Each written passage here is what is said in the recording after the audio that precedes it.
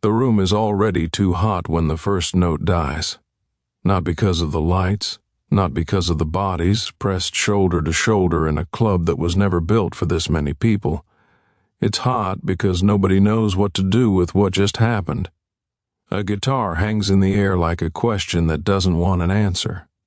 Somewhere near the front, a glass tips over and nobody bends to pick it up.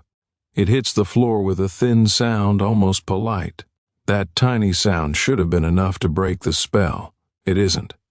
On stage, Bruce Springsteen stands still, left hand on the neck of his guitar like he's holding the throat of something that might run away. His shoulders are tense, not in a tough way, in a way that says he's trying hard not to show how much he cares. He's sweating, everyone is. But his sweat looks like work, like he earned it with the last 5 minutes of music. Across from him, a few feet away, Jackson Browne sits on a stool with his own guitar resting against his thigh. Like an animal he trusts but doesn't fully understand tonight. Jackson's face is calm at first glance, but the calm is thin, a sheet of ice over dark water. The crowd is not loud right now. The crowd is waiting, and in that waiting, Bruce does something you don't do unless you mean it. He turns not to the band, not to the sound guy, not to the bartender. He turns directly to Jackson. He leans into the microphone. The room leans with him. Bruce doesn't smile. When he speaks, his voice is low, rough, the way it gets when the song is still stuck in his throat. "You got one," he says, looking right at Jackson. "Now I want one back." A laugh tries to start somewhere, the way laughter tries to protect people from taking things seriously. But it can't find enough support. It dies quickly. Jackson's fingers stop moving. He doesn't strum. He doesn't check his tuning. He doesn't hide behind busy hands. He just looks at Bruce like he's trying to understand if this is a joke. Bruce lifts his chin once, not aggressive, just clear.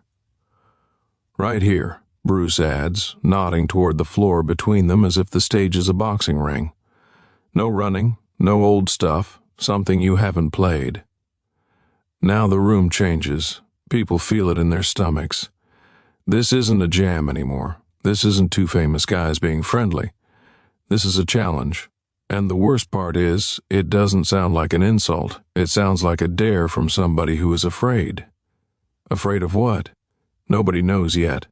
Jackson shifts on the stool, the wood creaking under him. The creak feels loud. Every sound does. He glances out at the crowd, and for a second his eyes look tired. Not sleepy.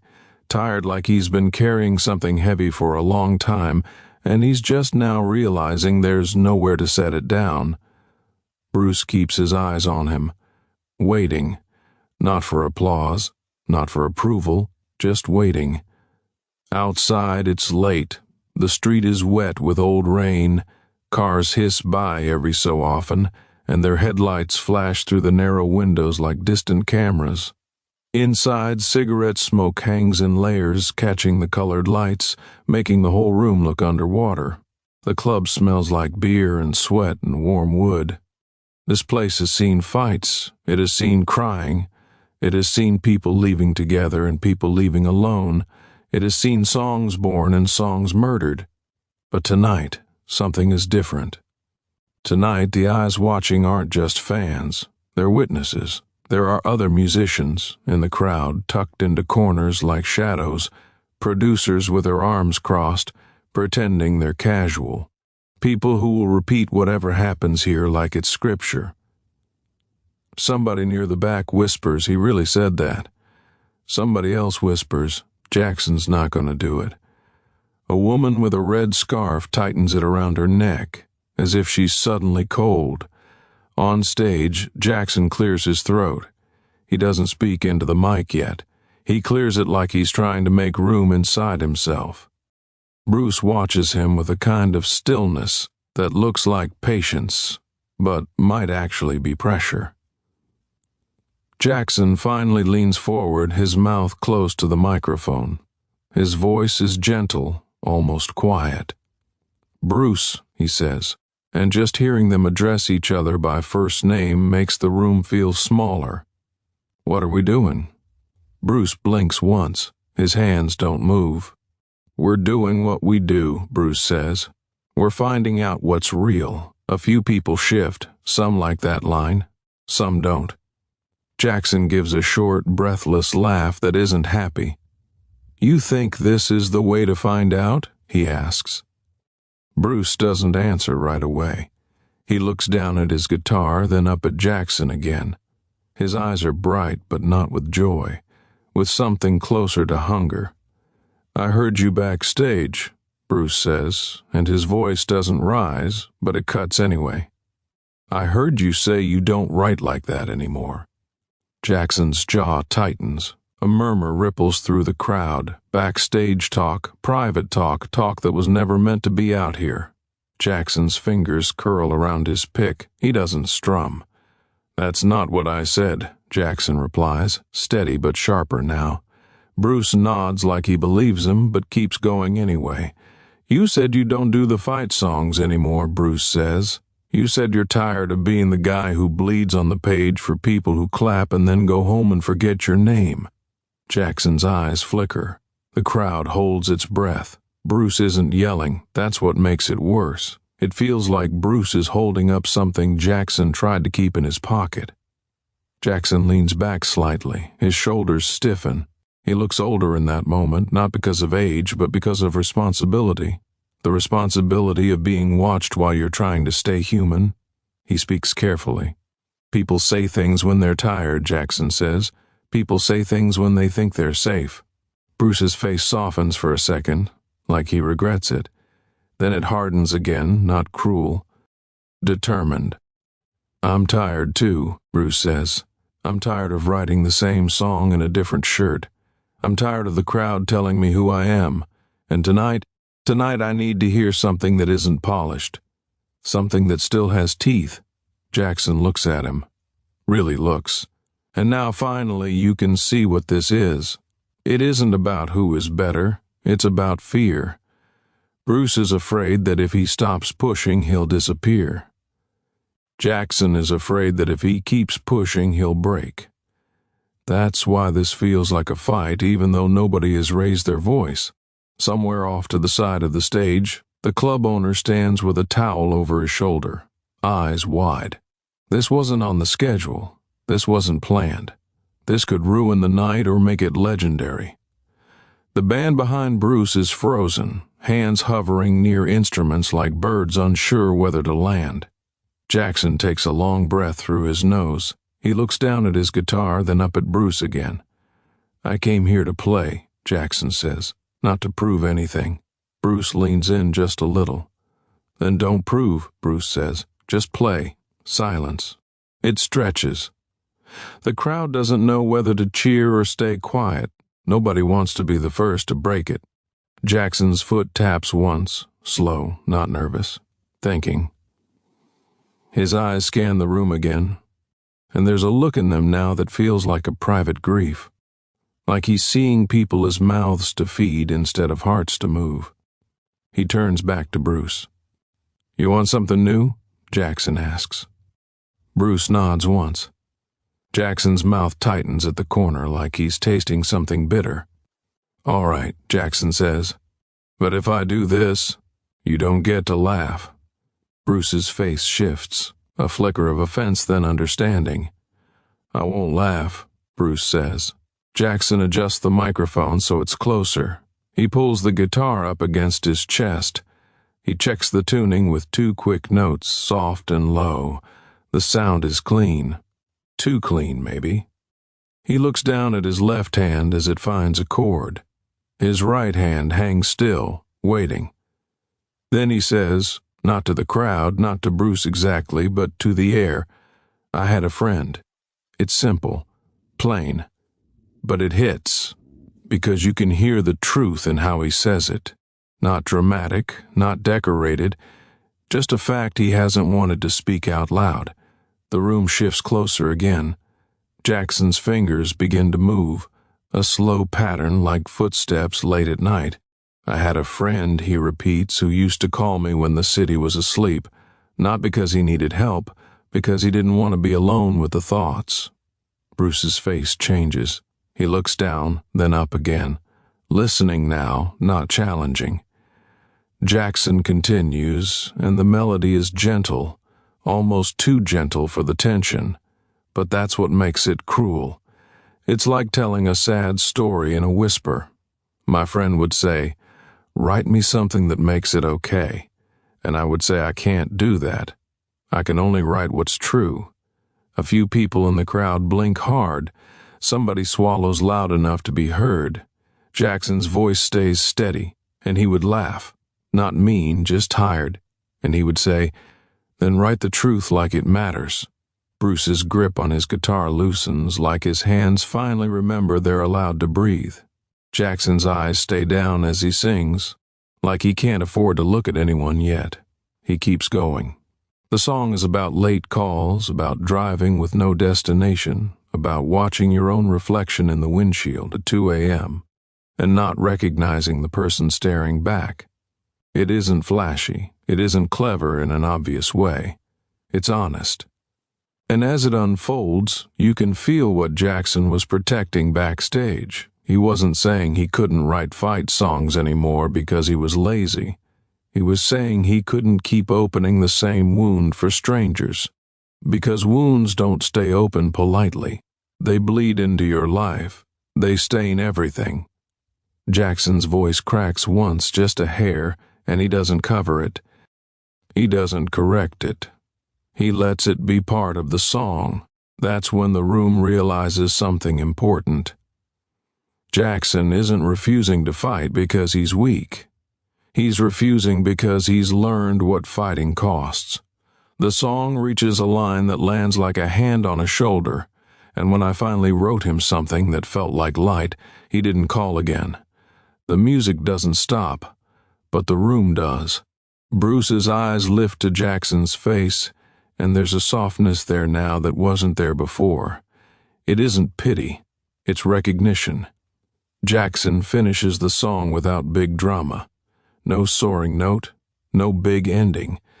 Just a quiet chord held long enough for everyone to feel how empty the air is when the truth steps out and leaves. When he stops, there is a beat of silence that feels sacred. Then a small sound, someone in the crowd letting out a breath they didn't know they were holding.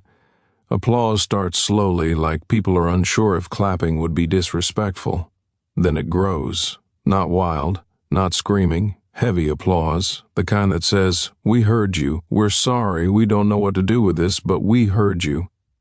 Jackson nods once, barely. He doesn't smile. He looks down, blinking fast. Bruce doesn't clap right away. He stands still. Then he steps forward, closer to Jackson than he's been all night. Bruce leans into his microphone. "That's one," Bruce says quietly. The crowd laughs nervously, relieved for a second. Jackson does not. Bruce looks at him. "And that's the kind of one I meant," Bruce adds. Jackson's throat moves. He swallows. Bruce steps back. He shifts his guitar strap higher on his shoulder. He looks out into the crowd for the first time, and there's a strange expression on his face, like he's embarrassed to be seen. Then he looks back at Jackson. "Now you hold me to it," Bruce says. Jackson doesn't answer. He just watches. Bruce turns slightly so he's facing the room, but his eyes keep flicking to Jackson like he needs him there, like he can't do this without the other man listening. He strums a chord. It's rougher than Jackson's, more gravel in it, a sound that feels like boots on a floor. He starts playing a progression that feels familiar but not like a copy, like a road you've walked before, but tonight it's darker. Bruce leans into the mic and he doesn't start with poetry. He starts with a confession. "I walked into this room," Bruce says, voice low, "and I told myself I wasn't scared." A hush. The band stays silent. "This is just him and the guitar. I told myself I could stand under lights forever," he continues, "and it wouldn't touch me. Like the lights were weather. Like the noise was just noise." He looks down at his hands as if they might betray him. "But I've been waking up," Bruce says, "and my throat hurts before I say a word. And I don't know if it's from singing or from holding back what I don't want to admit." Jackson's posture changes. He leans forward just a little, listening like he can't help it. Bruce starts singing now, not speaking. The melody is simple, but it has that push in it, that forward motion like a car that won't slow down even when the driver is tired. The song is about a man standing in a motel bathroom, staring at his own face under a flickering bulb. It's about hearing the crowd chant your name and feeling nothing. It's about calling home and letting the phone ring until the answering machine picks up, then hanging up because you don't want to leave your voice behind like evidence. Bruce's voice strains, but he keeps it controlled. He doesn't let it turn into shouting. He doesn't go for the big moment. He lets the words do the work. Halfway through, he pauses for a beat, just long enough for the room to think he might stop. Then he continues, quieter. And I keep writing about the highway, Bruce sings, because the highway don't ask me to be a better man. It just takes me forward. It don't care what I did behind me. A man in the crowd wipes his eyes quickly and looks angry at himself for it. Bruce glances at Jackson. And I heard you backstage, Bruce adds in the middle of the song, breaking the pattern, just enough to shock everyone again. I heard you say you're tired of bleeding. He goes right back into singing. Well, me too. That line is not a punch. It's a handshake offered in the dark. The song builds, not into triumph, into pressure. Bruce sings about a kid he met outside a venue. A kid who waited in the cold just to say, "You saved my life." And Bruce didn't know what to do with that sentence. He didn't know where to put it in his body. He sings about wanting to be worth the words people throw at him. He sings about failing. And near the end, his voice dips into something, almost like a whisper. So tonight, I'm gonna write a song that don't make me look strong. I'm gonna write a song that tells the truth even if it makes me small. The last chord rings. Bruce doesn't move. He keeps his eyes on the guitar for a moment, like he's afraid to look up and see what he just gave away. Then he lifts his head. The room is still, not frozen now, soft, like everyone's been lowered gently back into their own bodies. Applause comes again, but it's different. Less about witnessing talent, more about witnessing surrender. Jackson doesn't clap wildly. He just nods once, slow, and his eyes shine under the stage light. Bruce steps back, exhaling. His shoulders drop just slightly. He looks at Jackson again, and there's something there now that wasn't there before. Not competition, relief, like he finally stopped performing long enough to be understood. Jackson leans toward his microphone. "You didn't have to do that," Jackson says, voice quiet. Bruce shrugs faintly. "Yeah," Bruce replies, "I did." A few people laugh softly, but it's the kind of laughter that comes with tenderness, not jokes. Jackson looks down at his guitar. His fingers brush the strings without sound. For a moment, it seems like it might end there. Two men traded songs. The crowd got its magic. The night becomes a story people tell at parties. But then something changes again. Because Jackson doesn't let it go. He lifts his head, eyes locked on Bruce. "You called it a battle," Jackson says. Bruce's mouth tightens. He knows where this is going. "I said what I said," Bruce answers careful. Jackson nods slowly. "All right," Jackson says. "Then here's the part nobody claps for." The room chills. Jackson turns his stool slightly so he's facing Bruce more directly. Like they're in a private room now, like the crowd doesn't exist. "You like truth?" Jackson asks. Bruce doesn't respond. Jackson continues anyway. "You ever think," Jackson says, "that sometimes the crowd wants you to stay broken?" A few heads in the audience lift. People shift. Uncomfortable now. Bruce's jaw flexes. Jackson's voice stays calm, but it's steady like a blade. "You ever think they love the songs where you're hurting," Jackson says, "because it lets them feel clean, like they can borrow your pain for 3 minutes and then walk away lighter?" Bruce looks out at the crowd, not accusing them, just seeing them. Jackson keeps going, eyes on Bruce, not on anyone else. "And you give it to him," Jackson says, Because it's easier than telling them no. Because if you tell them no, you have to find out who you are without their hunger. Bruce's breathing is visible now, not because he's mad, because he's being cornered by something he already fears. Jackson's voice softens. "I'm not saying you're wrong," Jackson says. "I'm saying I know what it costs, and I heard you tonight." "I did." Bruce swallows. Jackson lets the silence sit between them. He doesn't rush to fill it. He lets it press. Then he speaks again, quieter. "My friend," Jackson says, "the one in the song, he loved my sad songs. He asked for them.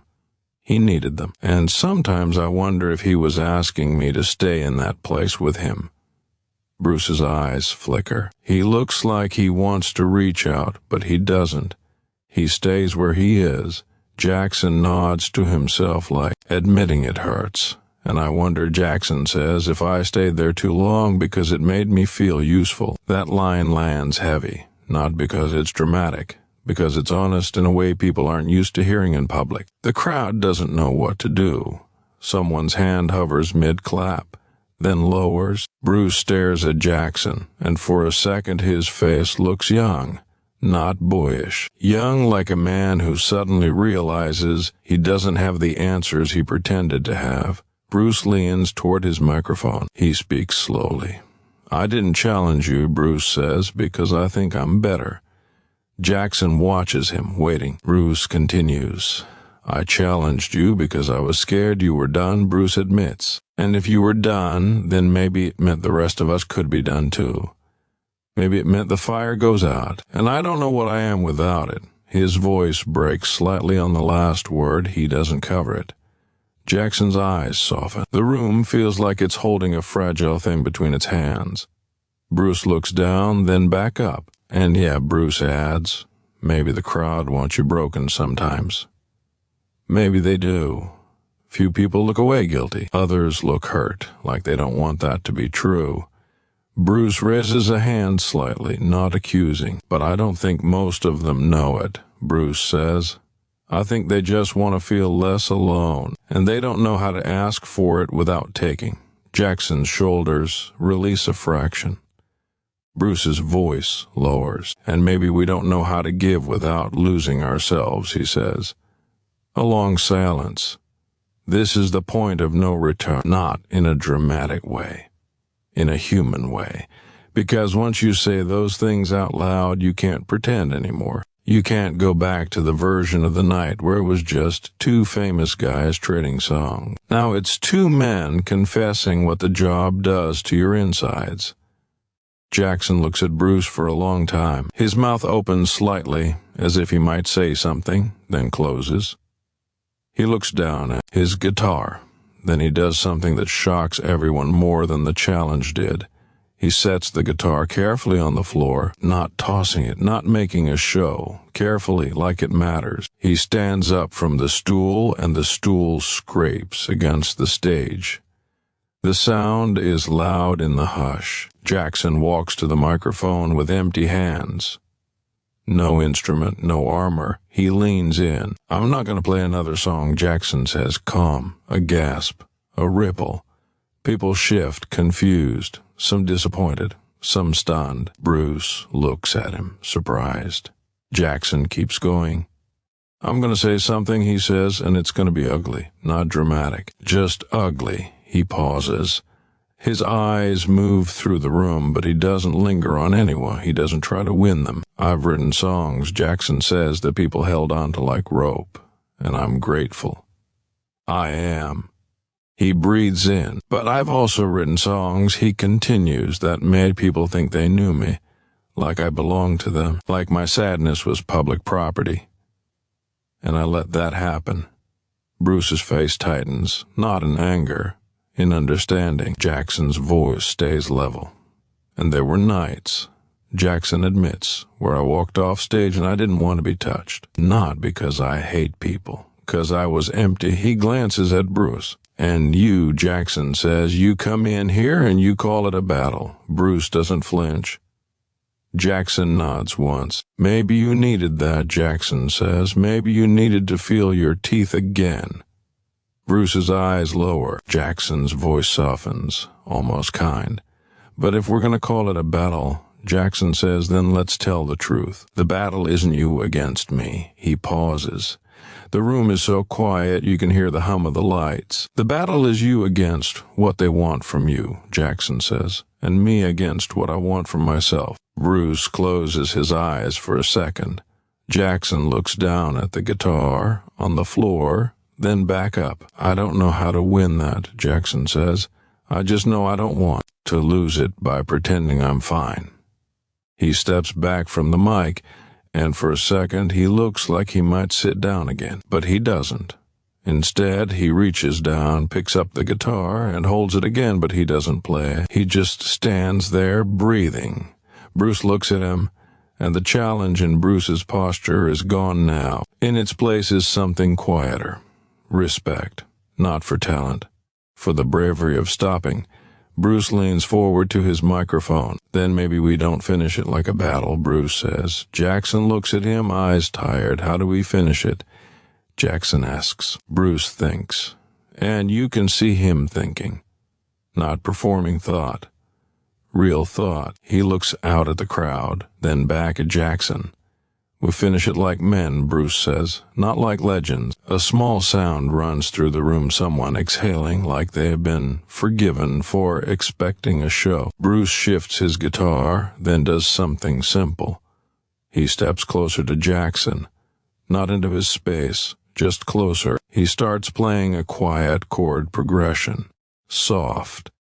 Almost like a lullaby, but there's a roughness in it, like a lullaby for adults who can't sleep. Jackson watches Bruce's hands. Then Jackson begins to play too. Not to compete, to join. Their guitars don't match perfectly. They don't try to. They circle each other, finding common ground like two people learning how to talk again after a long argument. No drums, no bass, no band.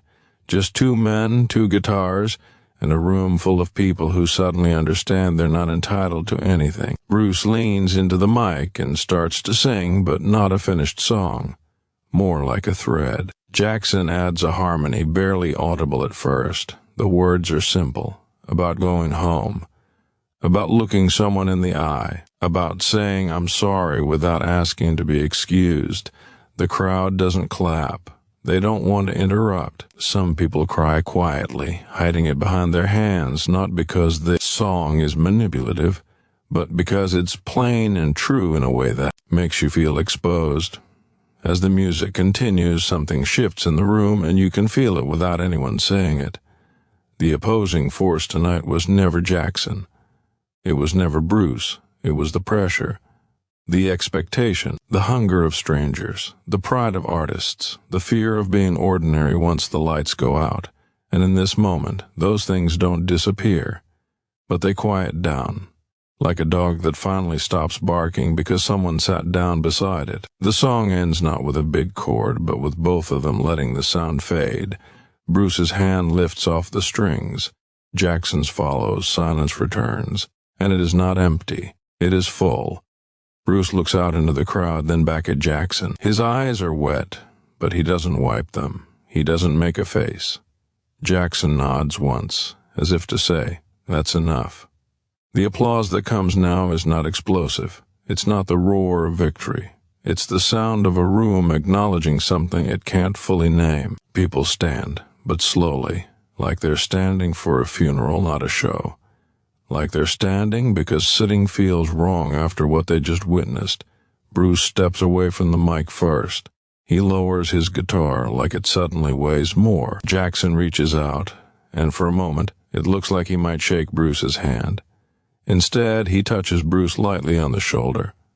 A brief press, not ownership, not display, just contact. Bruce nods, jaw tight, and for a second he looks like he might say something else into the mic. He doesn't. He lets the night be what it is. Backstage, later, people will try to turn it into a story. They'll say Bruce crushed him. They'll say Jackson humbled him. They'll say it was planned.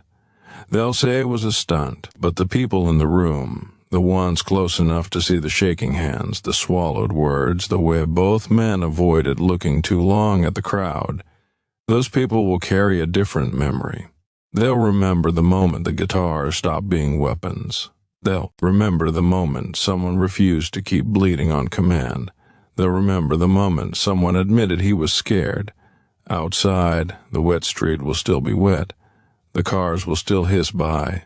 The city will still not care. Bruce will walk out into the night with his jacket over his shoulder, moving fast like he always does, like stillness might catch him. Jackson will walk slower, hands in his pockets, head down, as if he's listening to something inside himself that he's been avoiding. They won't walk out together, not because they're enemies, because some kinds of understanding don't need closeness. They just need truth, and somewhere behind them, inside that small club, the last note will still be hanging in the air, fading so slowly you might swear it's still there an hour later. Not a winner's note, not a loser's note, just a note that sounds like two men realizing in front of everyone that the hardest thing isn't writing a great song. The hardest thing is living with the parts of yourself you had to touch to write it.